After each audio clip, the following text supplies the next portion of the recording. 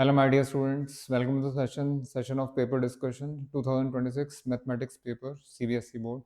आज कुछ स्टूडेंट से बात हुई है, सबने पेपर बहुत अच्छा बताया है, इजी बताया है।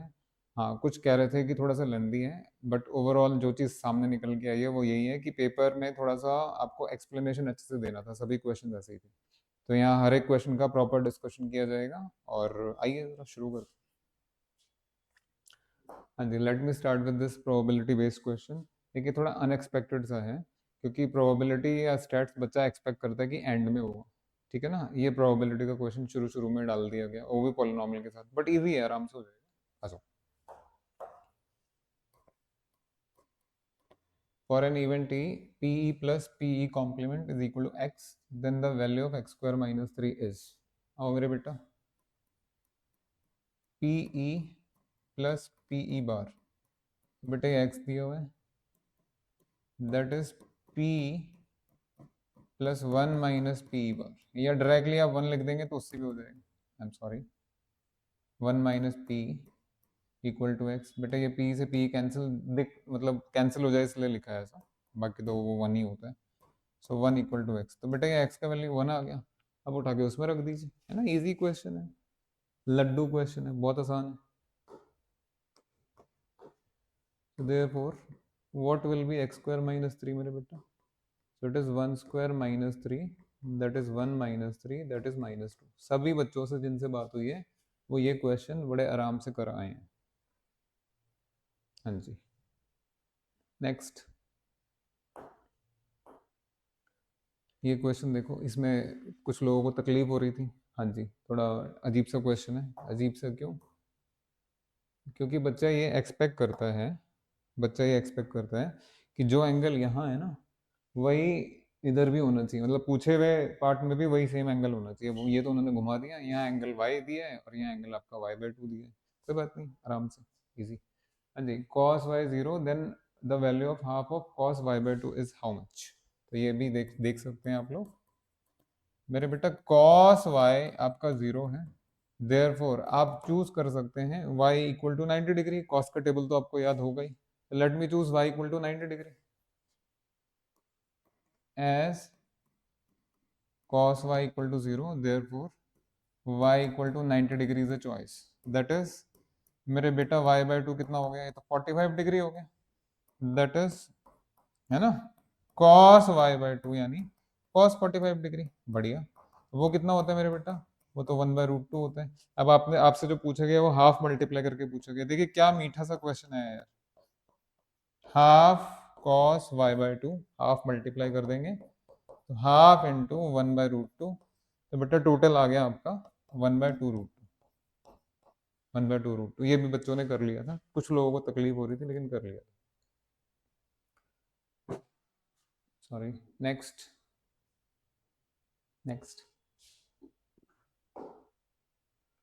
हाँ जी, if the mean and mode of a data are 12 and 21 respectively, then its median is। देखिए क्लासेस में भी मैं लेक्चर में बोलता रहा हूँ, जिस क्वेश्चन में मीन मीडियन मोड तीनों चीजें दी हुई हैं वहाँ आपको एम्पेरिकल डेफिनेशन यूज करना चाहिए। ठीक है ना, एम्पेरिकल रिलेशनशिप, वो क्या होता है बाबू?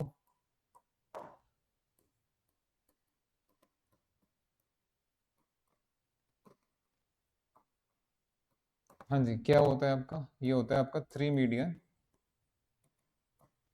Equal to mode plus 2 mean.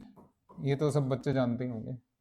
That is, जी यहाँ से आपका मीडियन आ जाएगा बाबू, median equal to 1/3 of mod plus 2 times mean।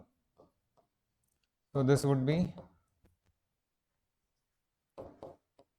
1/3 into mod कितना दिया है बेटा? मीन आपका 12 है और मोड आपका 21, so this will be 21 plus 2 into 12।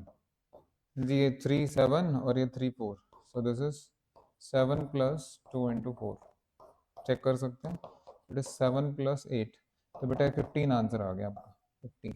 I hope आप सब लोग ये करेक्ट करके आए हैं। एम्पेरिकल रिलेशनशिप अगर याद है तो हो जाएगा, थोड़ा 2 3 का ध्यान रखिएगा, और तो कुछ नहीं है।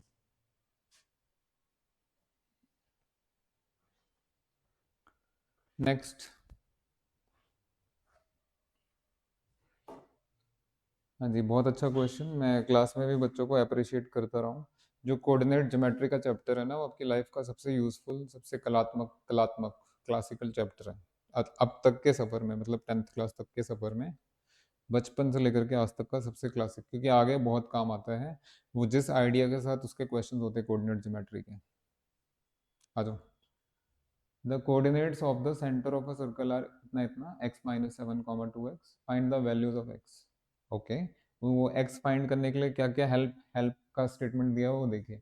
इफ द सर्कल पासेस, तो बढ़िया जी, तो इसका तो डायग्राम बनना चाहिए, इसका तो डायग्राम बनना चाहिए अच्छे से। आ जाओ, क्या कह रहे हैं, ये इतना कह रहे हैं कि भाई ये सर्कल है, ये आपका सर्कल है, इसका जो सेंटर लिया गया बाबू, वो लिया गया है x-7, 2x, ये सेंटर के कोऑर्डिनेट्स हैं। अच्छा, दूसरा, सर्कल किस पॉइंट से पास कर रहा है, -9, 11 से। बेटा ये -9, 11 यहाँ ले लीजिए। और क्या बोला उसने, उसने बोला कि रेडियस 5√2 है। बेटा जब रेडियस 5√2 है तो यानी ये लेंथ आपकी 5√2 होगी। अरे बाबू रे, ये तो डिस्टेंस फॉर्मूला दिख रहा है आपको, है ना। जो रेडियस है आपका r, जो डिस्टेंस फॉर्मूला की तरह काम करेगा, तो वहां से आपका x निकल आएगा, सब कुछ निकल आएगा बेसिकली। आ जाओ, सॉल्यूशन। हाँ जी, डिस्टेंस फॉर्मूला, इससे आपका r आ जाएगा अंडर रूट में y2 - y1 का whole square plus x2 - x1, जैसे भी करिए, ये सब तो x2 - x1 लिख रहे हैं या x1 - x2 लिख रहे हैं, क्या फर्क पड़ता है, अल्टीमेटली तो स्क्वायर ही करना है, स्क्वायर करना है। So this will be under root of, हाँ जी, पहला x-7 यहाँ से लिया तो वहाँ से हाँ जी, बहुत ध्यान से, बहुत ध्यान से। तो दिस इज x-7 -9 का होल स्क्वायर। चेक कर लो बेटा, ये ऐसे ही है, ऐसे ही है। ठीक है,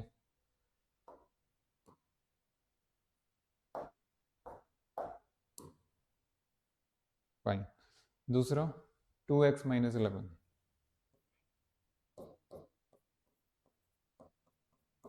फिर आपको याद आया डिस्टेंस फॉर्मूला, फॉर्मूला तो ठीक है, लेकिन r तो 5√2 दिया हुआ है, लगा दो अभी। 5√2 इक्वल टू अंडर रूट में this whole thing, so this will become x-7 अच्छा ये माइनस का 9 है ना, -9। हाँ हाँ, ये वाली गलती, ये वाली गलती भी कुछ बच्चे कह रहे थे हो गई हमसे, तो ये मैं दोबारा से लिख देता हूँ बेटा। देखिए मैं भी वही करने वाला था, तो ये तो आप सबको सजेशन है, थोड़ा समझदारी से करें आप। अभी वीडियो गया नहीं है, सब कुछ everything is fine, everything is fine. अब आइए जरा, हाँ जी, x-7 और वो +9, माइनस का 7 और प्लस का 9, तो प्लस का 2 बन गया, प्लस का 2 बन गया।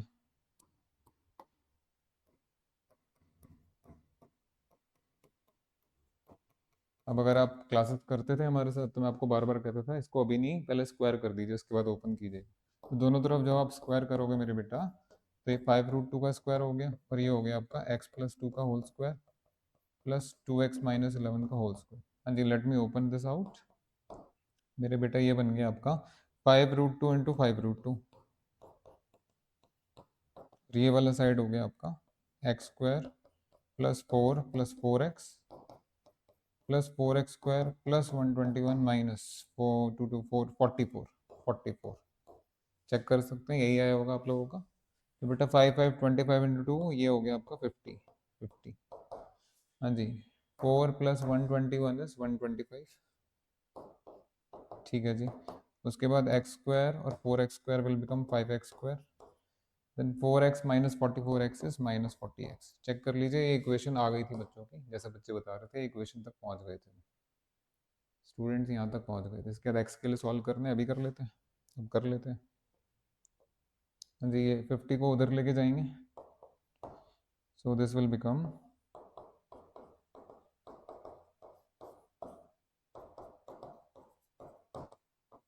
अब इसको तरीके से क्वाड्रेटिक इक्वेशन की तरह लिख है, तो क्वाड्रेटिक की तरीके से लिख लेते हैं, मतलब ये x² टर्म सबसे पहले एंड बाकी सारी चीज़ें बाकी सब करेंगे भैया।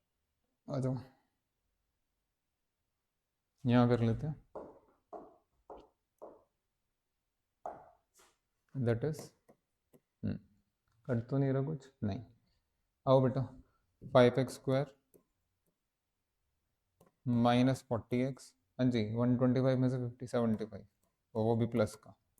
ये थ्रू आउट आपका 5 से डिवाइड हो जाएगा मेरे बेटा। x² माइनस 8x प्लस 15, हाँ जी साफ साफ दिख रहा है आपको। 3 into 5 will work, 3 into 5, x² minus 5x minus 3x plus 15 is 0। कोई भी बच्चा सॉल्व कर सकता है इसको। x into x minus 5 minus 3 into x minus 5, this would be 0, that is x minus 5 multiplied with x minus 3 0। तो ये आपकी x की वैल्यूज आ गई। क्वेश्चन यही बोल रहा था, find the values of x, एक वैल्यू या जो भी एक से ज़्यादा वैल्यू वो फाइंड कर लीजिए।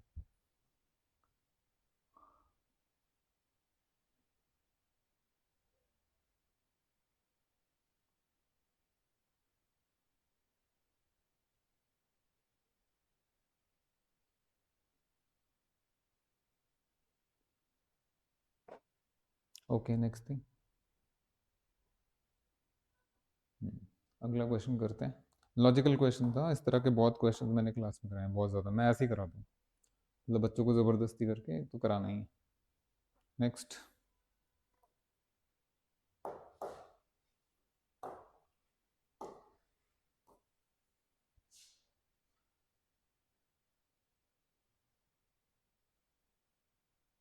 आगे, यस क्लासिक क्वेश्चन अगेन।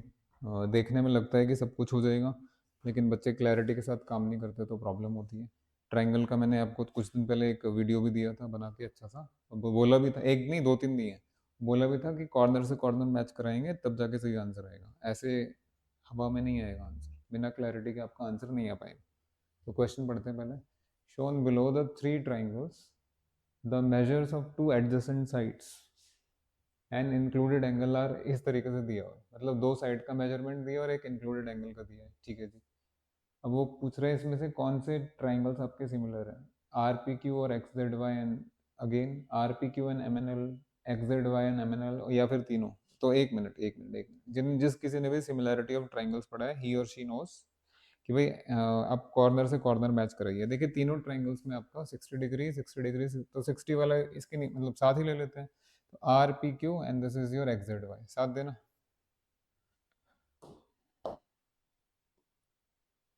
ये आपका सॉल्यूशन शुरू हो गया, सॉल्यूशन है यहाँ से।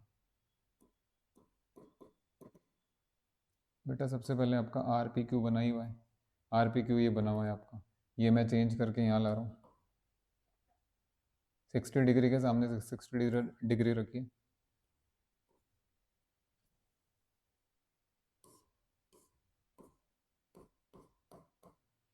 तो ये हो गया आपका z, ये हो गया आपका x, और ये तो बचा y, ठीक है ना। हाँ ठीक है, बिल्कुल ठीक है। एक्स और जेड के बीच में आपका 9 है, और जेड और वाई के बीच में आपका 6 है, बढ़िया। और वो भी बना देते हैं, ये वाला इधर, हाँ जी इसका 60 डिग्री। तो बेटा ये आपका एन हो गया, और ये आपका एम है, और ये आपका एल है, ठीक है। अब आज साथ है ये भाई, साथ ये मिक्स नहीं करना है, एरो लगा रखा है। बेटा ये दोनों ट्राइंगल सिमिलर हैं या नहीं अभी पता लग जाएगा। ये एस ए एस क्राइटेरिया दिख रहा है, क्योंकि दो साइड और एक एंगल, इंक्लूडेड एंगल दिया है। बेटा ये 60 डिग्री मैच कर रहा है, और 6/4 ये रेशो 6/4 है, और ये रेशो 9/6 है। हाँ जी यहाँ का रेशो देखेंगे, साइड का रेशो जो दो साइड्स दी हुई है। बेटा 6/4 को आप लिख सकते हैं 3/2, ठीक है सर। और यहाँ 9/6 को क्या लिखेंगे मेरे बेटा, दिस इज ऑल्सो 3/2। अरे तो साइड का रेशियो भी सेम है, और एक एंगल आपका कॉमन जो इंक्लूडेड है वो भी इक्वल है। तो by S S similarity criteria these two triangles are similar, कौन कौन से, आर पी क्यू और एक्स जेड। बट अभी आगे भी और सारी चीजें, अगर तीनों ही सिमिलर हो गए फिर ये आंसर होगा, अगर तीनों सिमिलर हो गए। ये तो अभी के लिए तो ये लग रहा है, मैं यहाँ इधर राइट नहीं लगा रहा, अभी के लिए हमारा ये ऑप्शन खुला हुआ है। अब देखते हैं आर पी क्यू और एम एन एल के साथ क्या क्या परेशानी है, क्या परेशानी है। ये रेशियो तो मैंने आपको बता दिया। अब आर पी क्यू का एम एन एल के साथ, हाँ जी, ये जो आपका लेंथ है, एम से एन का लेंथ है मेरे बेटा 4, और एन से एल का लेंथ है मेरे बेटा 3। तो ये जो साइड का रेशियो है बेटा, ये तो 4/3 आया। ये 4/3 है, ये 3/2 है, और ये 3/2 है, तो ये 4/3 रेशियो तो 3/2 के बराबर नहीं होगा। तो यहाँ एंगल तो मैच कर रहे हैं, लेकिन साइड का रेशो नहीं है। सेम हियर, इनके साथ भी यही है। तो ये R P Q M N L ये दोनों आपस में सिमिलर नहीं होंगे। एक्स जेड वाई और एम एन एल ये दोनों ट्रायंगल्स भी आपस में सिमिलर नहीं होंगे क्योंकि साइड का रेशो सेम नहीं है। तो बेटा ये भी गलत है और ये भी आपका गलत है।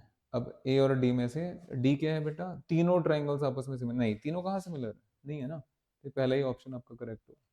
I hope this is clear. बिना क्लैरिटी के नहीं चलेगा भाई, मैथमेटिक्स है, मैथमेटिक्स क्लैरिटी मांगता है।